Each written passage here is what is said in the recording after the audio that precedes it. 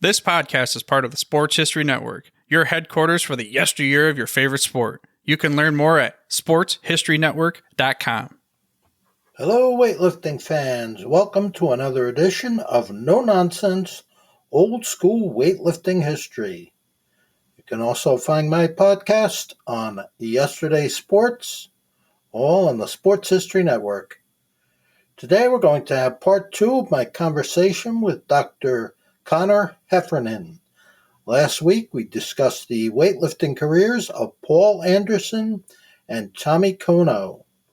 Today we will discuss the careers of Ken Patera and Naim Süleymanoğlu. 4 different weight classes. That's just incredible. Okay, so I guess we'll move on to Ken Patera. Ken Patera won a silver medal at the 1971 World Championships and was the first American to clean and jerk 500 pounds. So tell us a little bit about Ken Patera. Ken Patera is the second in line to Paul Anderson in terms of, prototype multi-sport strength athlete. And what I mean by that is, he's a professional wrestler, Olympic weightlifter, and then he competes in the first World's Strongest Man competition.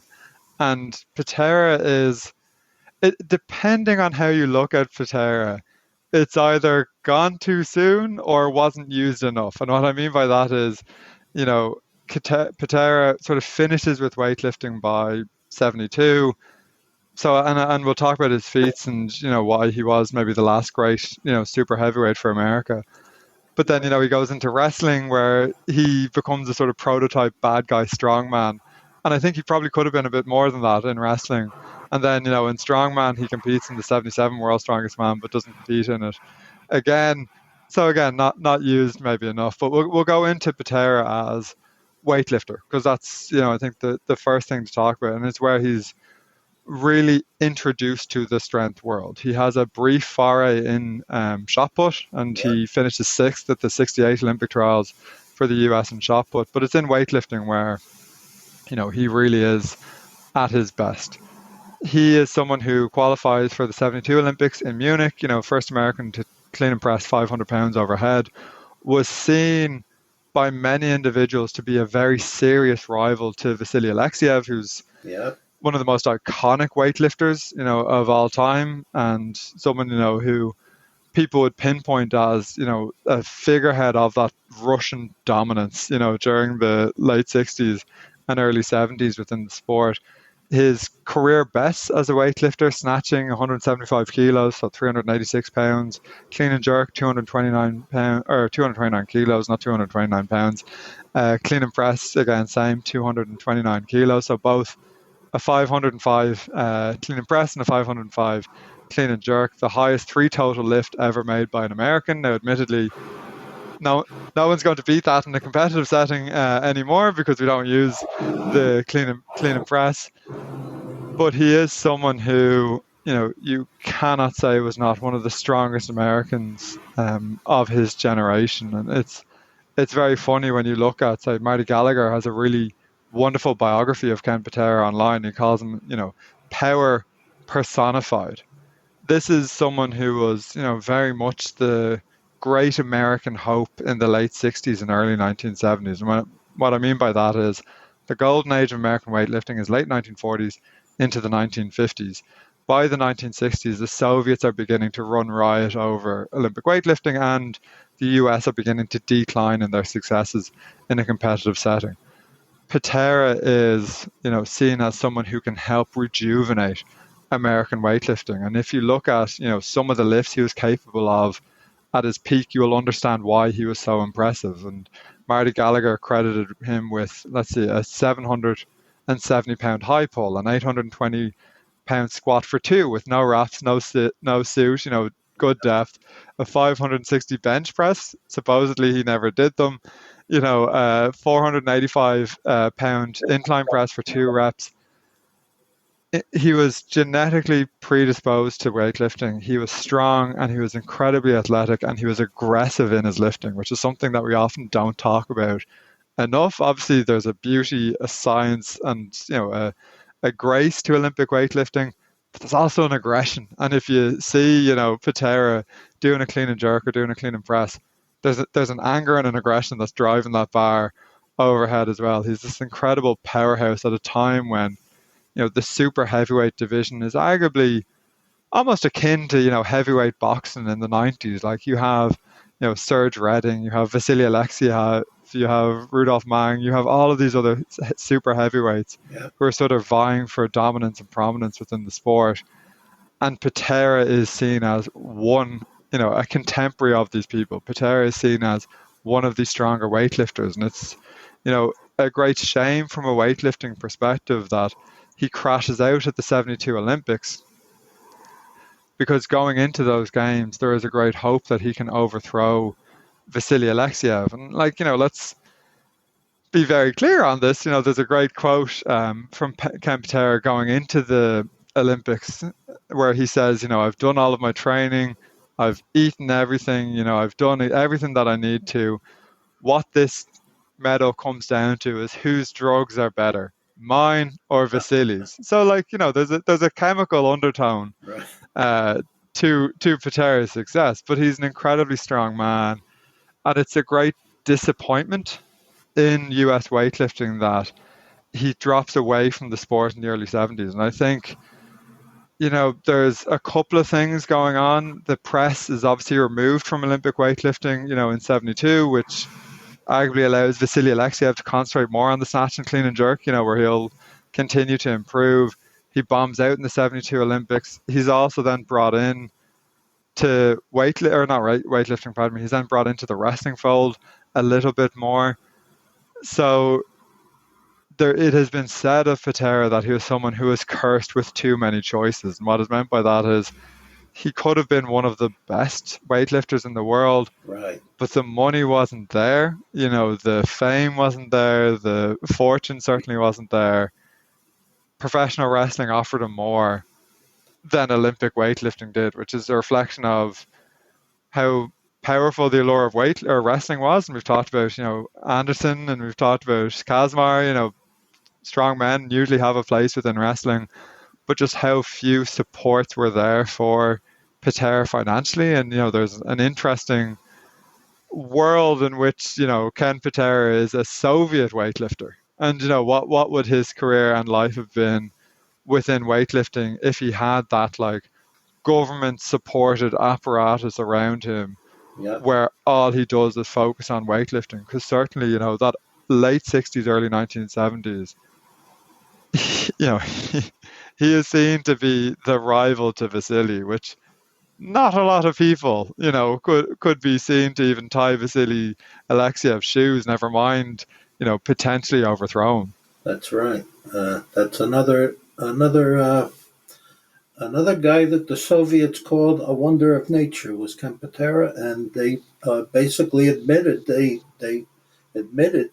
they thought Ken Patera was stronger than Vasily Alekseyev, but like you said, he didn't have the government support, and there was no money in weightlifting, so he never reached really the level that he could have reached.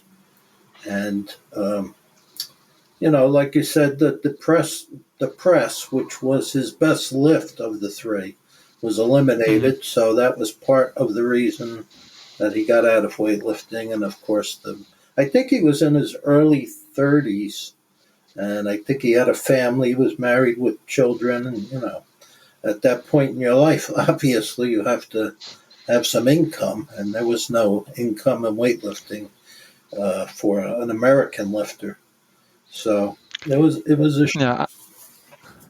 And the proof of that is that he joins the AWA, the American Weightlifting Association, in 73, and the person who brings him in, again, depending on one's knowledge of professional wrestling, Vern Gagne founds the AWA. He is someone who is known for poaching Olympic athletes or, quote unquote, real life athletes to be professional wrestlers. So, in Patera, Gagne sees everything that he wants in a legitimate athlete.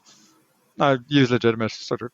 I'm a fan of professional wrestling. I'm not denigrating when I say legitimate.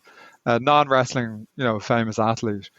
He sees everything that he wants. And, the fact that he goes from 72 Olympics to 73 AWA, and then he goes on to the Mid-Atlantic territory, which is sort of Jim Crockett Promotions. Like, he is incredibly popular in wrestling very early on. He goes from the AWA and Jim Crockett to wrestling with the World Wrestling Federation, what we now call WWE, number of NWA territories. In 77, he challenges Bruno Sammartino for the then WWF Heavyweight Championship. He's, one of Sammartino's last great, rivals before he sort of bows out of his career. So within 4 years, he's sort of challenging one of the major superstars within wrestling. So there is money, coming into him during this period, and he'll continue wrestling, well into the 1980s. He'll have a really interesting feud with Andre the Giant, which is a fascinating, strong man versus big man sort of rivalry. He's, always sort of in the mix, when it comes to championships and heavyweight fights. He's also known within wrestling for being a very hardcore partier and drinker.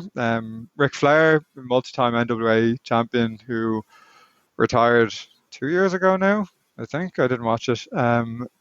Ric Flair's biography talked about Ken Patera being a great partier, and I'm like, if Ric Flair is citing you as a heavy drinker, that's very much a sign that you're above what people would consider to be a partier in the wrestling community.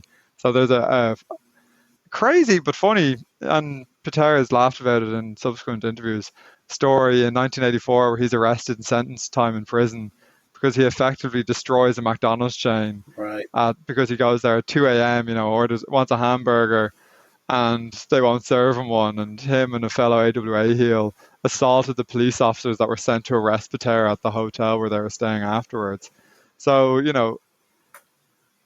a man who loves life and lives it to the fullest. Thankfully, he's still with us. But, from a wrestling perspective, an incredible talent. I would think, probably should have gotten more flowers, to use a wrestling euphemism, during the height of his career. He does win a number of, he's the Intercontinental title, he's the NWA Missouri heavyweight champion at certain points. I think he probably could have been utilized a bit more because he's one of the few strong men to sort of get the wrestling industry in terms of persona and personality and showmanship. Not every strongman is capable of doing it. Even Mark Henry, who eventually gets there, said that it took him about a decade and a half to truly understand wrestling and the psyche involved in it.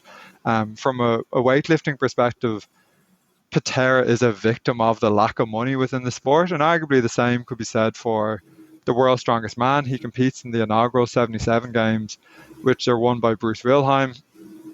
Again, Bruce being, a weightlifter himself. He finishes third, doesn't compete again. Arguably, this is because, the money just isn't there. At that time, World's Strongest Man, it's a TV show rather than, sort of a competition. What I mean by that is the prize money isn't really there. Yeah. It's not what it is today, where the sport, much like weightlifting in the US, is still not funded maybe to the extent that one would like it. But it's just not there that one could garner an entire career out of it. So, Patera is such an interesting what if. What if there was more money and support in weightlifting in the US? Probably wouldn't be a professional wrestler. What if there was more money and support in World's Strongest Man? Probably wouldn't have been a professional wrestler. He probably would have stayed in strength sports. And there is that parallel between Patera and Anderson because, they had such short careers but did leave an impact within the sport and did prove their supernatural strength within the sport as well. Correct. That's great. And I did want to mention that I actually did get to see Ken Patera wrestle live. I actually had front row seats at Madison Square Garden because I had a friend who did wrestling photography, and he got me a ticket for a front row. So I saw Ken Patera wrestle Bruno Sammartino. I think at that point, Sammartino was no longer the champion. Superstar Billy Graham was the champion. But I was there to see it right there in the front row. Ken Patera and Bruno Sammartino. I'll always remember that. I'm jealous. Yeah, it was quite a thrill. So now we have our final lifter, Naim Süleymanoğlu, often referred to as his nickname was the Pocket Hercules. And most people would say, pound for pound, the greatest weightlifter in the history of the sport. This list of accomplishments, I'll let you talk about it. I'll also mention I was also fortunate enough to see him lift live. I think he was only 15 years old, or maybe he may have just turned 16, 15, 16. I can't remember. I saw him lift in 1983 at the Record Breakers competition it was in Allentown, Pennsylvania. Record Breakers competition, and there was a lot of talk before the competition about this 15-year-old Bulgarian, and a lot of us were skeptical. We didn't really believe the age. We thought, they're probably lying about his age. He's got to be at least 18, 19, and they're lying about his age. But then when he came out on stage, you could see he was just a kid. He was just a young kid, and so that was quite a thrill. I think he set I don't remember if it was a junior world record. He may have even set a senior world record in that competition. He was only 15 or 16 years old. And I'd well believe the power and mystique, behind Naim during that period. This is someone who, I'd say probably the best pound for pound weightlifter the sport has ever seen. Certainly one of the most dominant weightlifters. Someone who won 3 Olympic gold medals, 88, 92, and 96 in the 60 kilos and 64 kilo categories. Won 5 World Championship gold medals. Won 4 gold medals in the European Championships. 1 silver, 1 bronze. That was representing Turkey, representing Bulgaria, and we'll go into the distinction between the two. Yeah. Won 2 gold medals, silver medal in World Championships, 3 gold medals in the European Championships, 1 silver medal, won a World Junior gold medal, won 2 IWF World Cup final medals, won 3 World Cup winner medals, and then won a Friendship Games medal as well.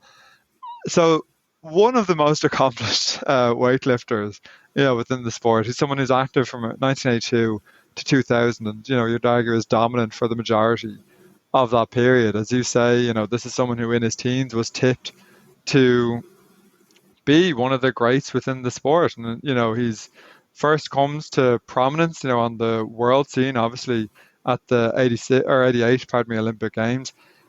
Arguably should have competed at the 1984 Summer Olympics, but he was, representing Bulgaria at that point. Bulgaria boycotted the 84 games in LA.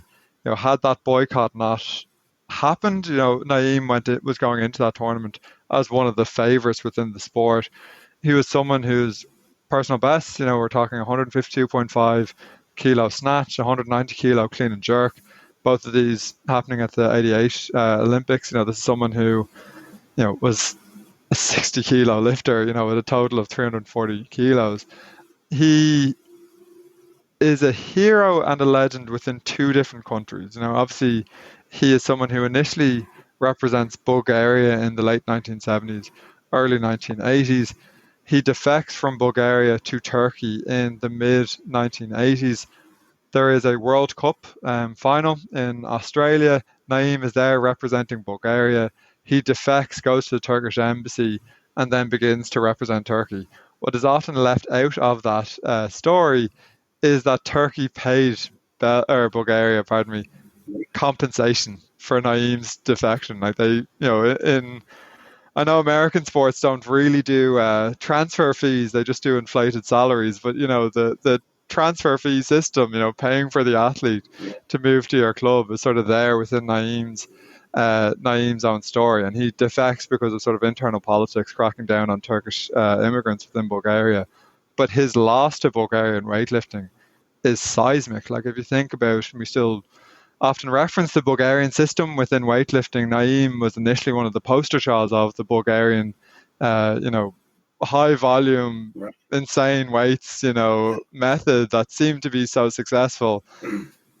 He goes to Turkey and is just incredibly dominant, in the featherweight division. He's incredibly dominant, for the next decade.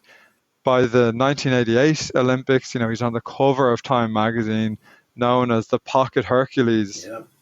because he's seen as someone who, with this incredibly diminutive stature. I think he's maybe 4'10", 4'9", give or take. 4'11" at the most. Definitely. Yeah, Under 5 feet. Under 5 feet, but is capable of just smashing these incredibly heavy weights into the air, for want of a better phrase. He's someone who's an incredible ambassador for the sport. Probably should have had a fourth, Olympic medal had Bulgaria not boycotted in '84. Obviously, he goes to the 2000 Games in Sydney, but he crashes out, or he bombs out of competition, pardon me. He's the first weightlifter to have snatched 2.5 times his own body weight. He's one of the few individuals to clean and jerk his 3 times his body weight. He is the only weightlifter, as far as I'm aware, to have clean and jerked 10 kilos more than triple his body weight. Yeah. Like, these are incredible records, regardless of, what may or may not have been fueling it, had it been the Bulgarian method or anything else. By 2000, he's a member of the Weightlifting Hall of Fame, so the same year that he retires. As you mentioned, Mark, probably the best pound-for-pound Olympic weightlifter of all time, certainly one of the greatest Olympic weightlifters of all time, is someone who holds this great heroic status within Turkey. And there's a historian who is currently working on sort of Naim's importance as a political figure within Turkey during this time, because for Naim to have defected from Bulgaria to Turkey and to have spoken out against the crackdowns on Turkish immigrants into Bulgaria during that time, he's seen as this great sporting hero. And it's quite rare for an Olympic weightlifter, certainly in the modern age, to be this national celebrity and national hero. Like weightlifting, as fans of the sport, we have to admit weightlifting's often down the pecking order in terms of the sports that the general populace really cares about. They'll care about it maybe every 4 years if there's a good showing. But, for someone to hold Michael Phelps, to use an American example, Michael Phelpsian level of fame for that sport, I think shows his importance. And I think to use a wrestling aphorism, to say, the one thing that's certain about Sting is that there's nothing certain about Sting. The one thing that's certain about Naim is that there's nothing certain about Naim. Like, he would put these incredibly heavy weights in front of himself on the platform, and he would always think, how? Like, no one could do this. You're almost like the Russians looking at Paul Anderson in 55, and then 9 times out of 10, he would raise it in the air with it seemingly oftentimes with very little effort and with a great deal of ease.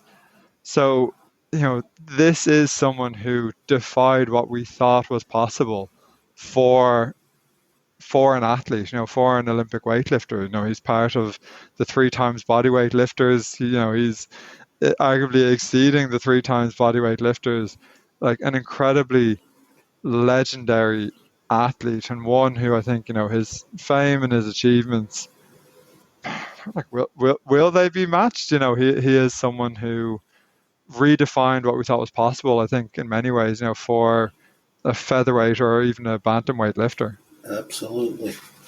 I wanted to touch a little bit on the movie too. I watched the movie with my son, and then later watched it with my wife also. I really liked the movie a lot. I thought it was a great movie, and I thought because it really didn't focus, too much. It didn't focus. The focus of the movie wasn't really about his weightlifting career. It was more about how he wanted to get free from the Bulgarian, the oppression, and as you mentioned, and I think they put the in that movie the point where they made him change his name I think that was kind of like the last straw for him. He just he that really bothered him a lot. And I like the movie for that fact that it really focused on how he just wanted to get out of that oppressive nature there, and that he want he at the end of the movie he expressed how much it meant to him to be a citizen of Turkey and to have freedom, to have his freedom. And that's, it's something that we often don't consider as fans of a sport, is, the social, political, cultural world that these athletes inhibit. And Naim is one of these incredibly important, like, diplomats, within the sport, for want of a better phrase. And he is so much more than a weightlifter. When he defects from Bulgaria to Turkey, he becomes this global superstar. As a sort of political diplomat. He meets Ronald Reagan in the White House. After his defection, and he uses that as an opportunity to talk about the plight of Bulgarian Turks. He's someone who uses his platform, to use a modern phrase, to really advance and cite and call out injustices within his community. Now, the very interesting thing I think about him is, he's renowned for smoking and drinking during his career, Yeah. and still setting all of these world records, during this point. And he's someone who I think was just made for the sport, use the sport to advance both his own life and career, but then also like the lives of people from his community. And as I said at the beginning, one of the best pound for pound weightlifters of all time. And like, they don't come in those shapes and sizes often. And regardless of nationality, like, Naim is seen as just one of the best. You'll hear it written about, Dr. Terry Todd wrote, I think, one of the first articles in '84 in Sports Illustrated to coin the term pocket Hercules for Naim. Like, regardless of, nationality, regardless of strength sport, Naim sort of transcended all of these things and was incredibly dominant, incredibly successful, and incredibly important, during his life. Yep, absolutely. Something that you mentioned there rang a bell for me because when I went to this competition I mentioned in 1983 in Pennsylvania, it was kind of an eye-opener for me because I was only 21 at the time, and we went to this competition, and you've probably heard of the weightlifting photographer Bruce Clemens. Yes, yeah. We trained at the same gym. Me and my cousin, we trained at the same gym with Bruce. And so we all went together, the three of us, to the competition. Of course, he was a photographer for the competition. And after the competition, they have like a banquet. So Bruce was, of course, part, being that he was the photographer, he was invited to the banquet. And me and my cousin couldn't get into the banquet, of course, but we just sat in the lobby, and I was shocked because I was, only 21, and I was under the impression that these guys lived a very healthy lifestyle and had great diets, and we see all these world-class weightlifters coming out into the lobby. They all have a drink in one hand, a cigarette in the other hand. They're all drinking and smoking. So it was kind of shocking. You wonder. There is a lot to be said for the phrase "built different," and I think that's something that we tend to neglect sometimes. Is that some people are just predisposed, and we can eat all the spinach and greens that we want. Yeah. When talent meets genetics meets hard work, very hard. There's a lot more leeway given. Yeah. Yep. So it was great having you on the show, Connor. We'll have to do it again sometime.